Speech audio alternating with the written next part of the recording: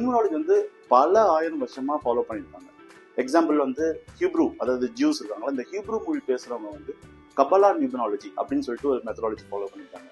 அதே மாதிரி அராப்ஸ் வந்து அப்ஜத் நியூமராலஜி அப்படின்னு சொல்லிட்டு ஒரு விஷயம் வந்து ஃபாலோ பண்ணியிருக்காங்க. இது ரொம்ப முக்கியமான நியூமராலஜி, இந்த ஹிஸ்டரியில ரொம்ப முக்கியமான நியூமராலஜி வந்து சால்டியன் நியூமராலஜி. இன்னைக்கு இருக்கிற அந்த மாடர்ன் நியூமராலஜி வந்து இந்த சால்டியன் நியூமராலஜி பேஸ் பண்ணி தான் இன்னைக்கு நம்ம ஃபாலோ பண்ற நியூமராலஜி. ரோமன் எம்பையர் கிறிஸ்டியானிட்டியை ஃபாலோ பண்ண ஆரம்பிச்ச அப்புறம், இந்த சர்ச் எல்லாம் உருவான அப்புறம் சர்ச் என்ன பண்றாங்க, நிறைய விஷயத்த வந்து எதெல்லாம் சர்ச்சுக்கு எகெயின்ஸ்டோ அதெல்லாம் வந்து ஸ்டாப் பண்றாங்க. இந்த நியூமராலஜியும் அடங்கும்.